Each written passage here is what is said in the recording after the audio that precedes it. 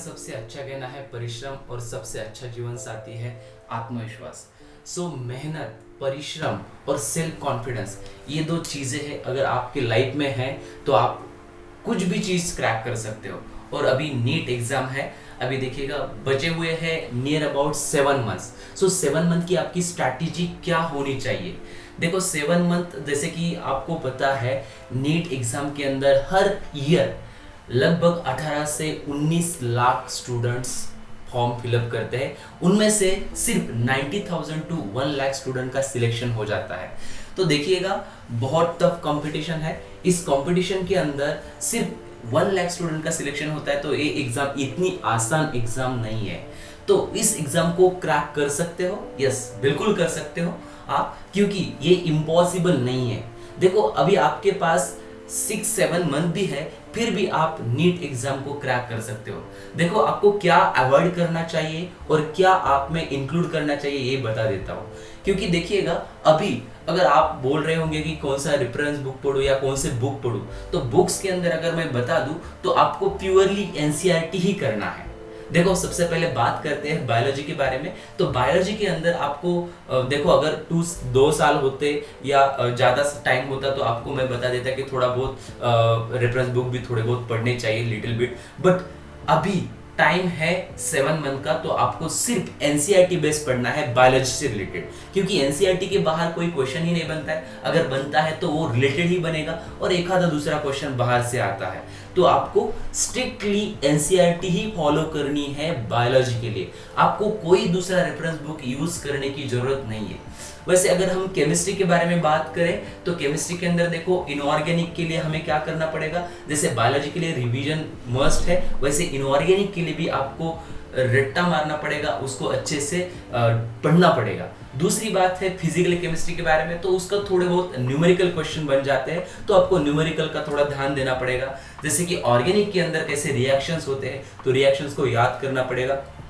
तो वो थोड़ा सा केमिस्ट्री से रिलेटेड आप स्ट्रैटेजी बना सकते हो। और अगर मैं फिजिक्स की बात करूं तो फिजिक्स के अंदर देखो थोड़ा सा पहले तो एनसीईआरटी नहीं पढ़ सकते, क्योंकि पहले तो हम क्या करें, कोई भी टीचर की जो नोट्स होते हैं वो नोट्स प्रॉपर बनाएं, उसके बाद कोई भी मॉड्यूल देखें, ओके, उसके बाद फिर लास्टली एनसीईआरटी देखना जरूरी है। क्योंकि अगर स्टार्टिंग में ही हम एनसीईआरटी देखने लगे तो कुछ समझ में नहीं आएगा। क्योंकि फिजिक्स जो है थोड़ा सा जो टीचर्स बताते हैं उनको फॉलो करो, उनके अपने खुद के नोट्स बनाओ। क्योंकि देखिएगा जो खुद के नोट्स बनाता है वो बेस्ट नोट्स होते हैं।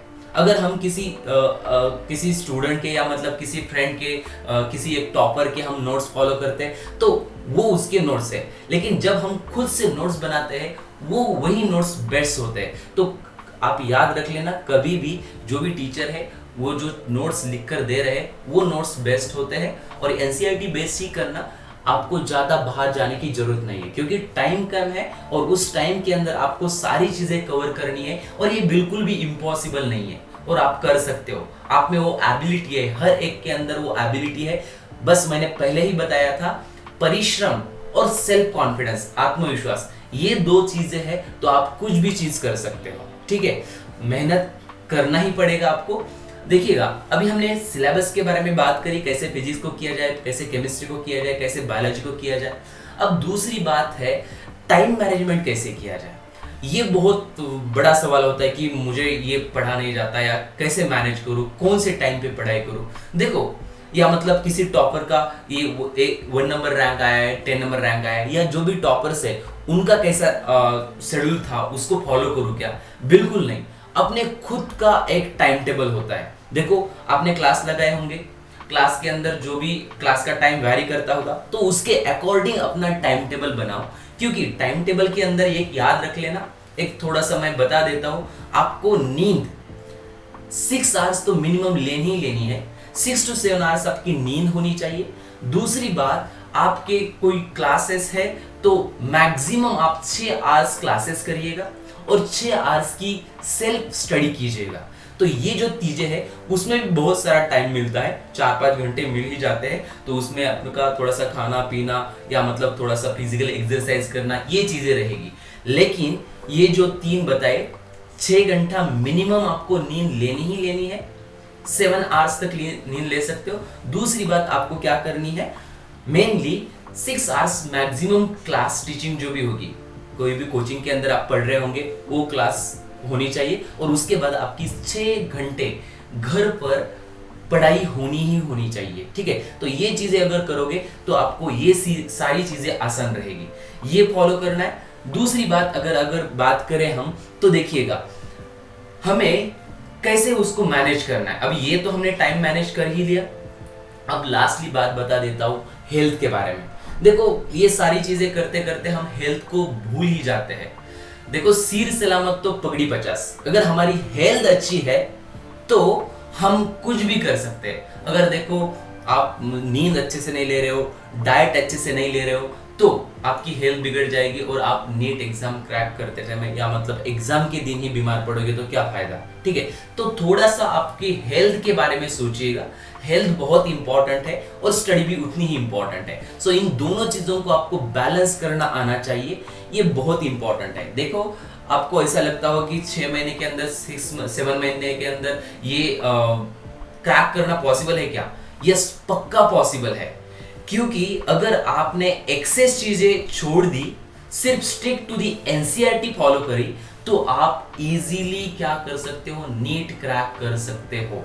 क्योंकि नीट एग्जाम थोड़ी सी डिफिकल्ट है, क्योंकि आपको केमिस्ट्री, बायोलॉजी और फिजिक्स पढ़ना पड़ता है, बट इतना इम्पॉसिबल भी नहीं है।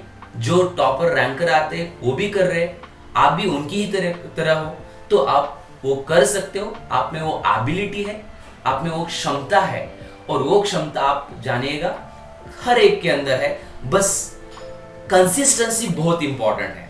अगर आप कंसिस्टेंट रहते हो, क्योंकि देखो कंसिस्टेंसी इतना मतलब जैसे कि हमने 4 दिन बहुत पढ़ाई की, 2 दिन गैप दिया, ये कोई मतलब नहीं होता है। रेगुलर क्लासेस करने हैं, रेगुलर एनसीईआरटी पढ़नी है, रिवीजन देनी है, क्योंकि एनसीईआरटी को जितनी बार आप रिवीजन देते हो उतना कॉन्फिडेंस बिल्डअप हो जाता है, उतने क्वेश्चंस भी सॉल्व हो जाते हैं। और सबसे इंपॉर्टेंट मैं बता देता हूं कि अब देखो इतने सारे हमने पढ़ ही लिया, थ्योरी पढ़ लिए, बायोलॉजी पढ़ ली, केमिस्ट्री पढ़ ली, फिजिक्स पढ़ लिया, फिजिक्स के न्यूमेरिकल्स भी सॉल्व कर लिए। अब इसकी प्रैक्टिस कैसे की जाए? देखो प्रैक्टिस के अंदर, देखो अभी टाइम तो ज्यादा नहीं है, 7 मंथ है, तो प्रैक्टिस के अंदर पहले आपको पीवाईक्यूज लगाने हैं। पीवाईक्यूज बहुत ही इंपॉर्टेंट है, क्योंकि जैसे ही आप एनसीईआरटी करते हो उसके पीवाईक्यूज करो। और पीवाईक्यूज कितने करने हैं? 20 साल पुराने नहीं करने हैं, बस 10 साल तक, पिछले 10 साल तक आप पीवाईक्यूज फॉलो कर लेना। उसके बाद एनसीईआरटी बेस्ड क्वेश्चन कर लेना, वो बहुत ही इंपॉर्टेंट है, एनसीईआरटी बेस्ड क्वेश्चन। और उसके बाद कुछ टेस्ट सीरीज होंगे, मॉक टेस्ट होंगे, वो टेस्ट दे देना। तो वो इतने अगर आप करते हो तो ये एग्जाम बिल्कुल भी इम्पॉसिबल नहीं है। आप पक्का डॉक्टर बनने वाले हो। और आपके गले में जो है ना, दागिना बोलते हैं या मतलब गहना बोलते हैं, that is the stethoscope. Stethoscope आपके गले में लग ही जाएगा थोड़े ही दिन में। बस तब तक एग्जाम आने तक कंसिस्टेंसी रखिएगा, क्योंकि एग्जाम लगभग चलो मान लेते हैं मई के अंदर होगी, मई महीने के अंदर मान लिया करो, क्योंकि थोड़ी आगे भी जा सकती है। लेकिन हमें हर साल तो मई महीने के अंदर होती थी पहले, लेकिन अभी पिछले साल तो अभी जस्ट रिसेंटली हो गए। लेकिन हमें कंसिडर करना है कि क्या है, मई महीने के अंदर आपकी एग्जाम रहेगी, तो उस हिसाब से प्रिपरेशन करिएगा। आप कर सकते हो, आप में उतनी एबिलिटी है, बट जो कंसिस्टेंसी है वो कंसिस्टेंसी आपको क्या करनी है, मेंटेन करनी है। और एक इंपॉर्टेंट बात, देखो अभी जो है जैसे कि आप सिलेबस के अंदर देखोगे तो सिलेबस को कैसे अच्छे से कवर अप किया जाए। तो कवर अप कैसे कर सकते हैं हम? कवर अप कर सकते हैं मेनली इंपॉर्टेंट, जैसे कि देखो हाई वेटेज और लो वेटेज जो टॉपिक है वो आपको पता होने चाहिए, और वो तो डिस्ट्रीब्यूशन पता ही है आपको।